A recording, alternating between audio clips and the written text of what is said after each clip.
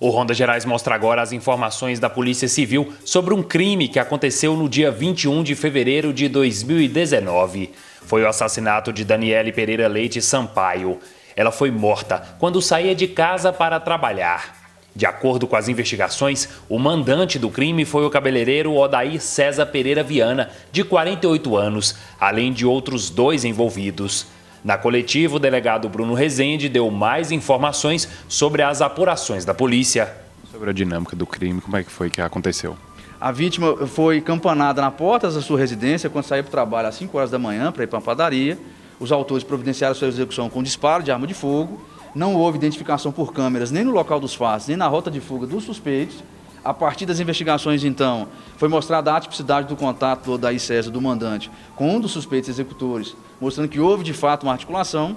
Inclusive, no dia da prisão dos suspeitos, um dos suspeitos estaria no salão do autor e teria evadido momentos antes da chegada da Polícia Militar. O fato ocorreu em fevereiro, então a Polícia Civil trabalhou com as investigações durante aproximadamente 8 meses.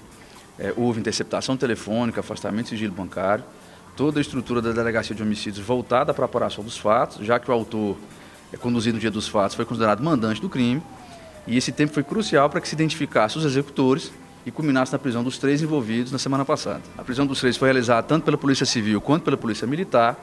Os 3 autores tiveram prisão preventiva, prisão temporária decretada. Há informações de participação dos 3 em relação aos fatos, que restou comprovado nos autos, inclusive por testemunhas e por uma análise de vínculo efetivamente levada a cabo pela Polícia Civil, que mostra a atipicidade do contato entre eles e a articulação no crime e na execução do feminicídio. No dia do crime, não havia as informações disponibilizadas que a gente tem hoje, que só por mês de investigação é possível obter. Além disso, a interceptação telefônica mostrou o contato atípico entre os executores e o mandante do crime. Foi feito um exame residográfico também no dia dos fatos em relação ao autor e foi dado negativo, além de um álibi que ele apresentou no dia, de que estaria em casa no momento dos fatos. Então, portanto, para nós é caracterizada a participação dele como mandante do crime e os demais envolvidos como executores. Por que ele mandou matar, doutor? As informações dão conta de que a vítima estaria grávida do mandante desse crime e já seria a 2ª gravidez em relação ao relacionamento extraconjugal que os 2 mantinham. Houve um aborto da primeira vez por obrigação desse autor e a vítima se recusou a praticar um 2º aborto, tendo narrado, inclusive por mensagens, que nem morta praticaria esse aborto. Então disse que o autor poderia matá-la, que ela não praticaria isso porque queria de fato ter o filho.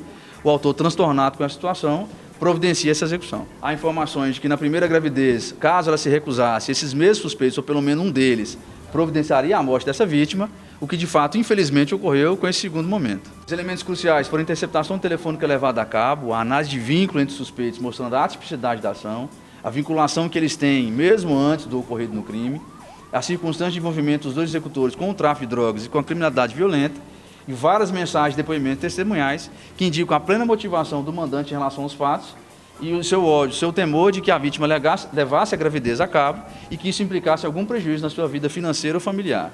Além das mensagens no inquérito policial indicativas de que a vítima temia por alguma situação em relação ao autor, ela teria confidenciado a um amigo que tomasse conta da sua filha, caso viesse a ocorrer alguma coisa com ela, narrando efetivamente que tinha medo de que, de fato, o autor, Odair César, fizesse alguma coisa em relação a ela. A proximidade entre os autores é colocada, de fato, dentro do inquérito.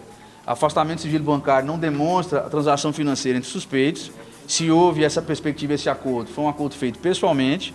O mandante tem um contato feito numa visita na cadeia em relação a um dos executores, mostrando a proximidade com esses profissionais do crime envolvidos com o tráfico de drogas.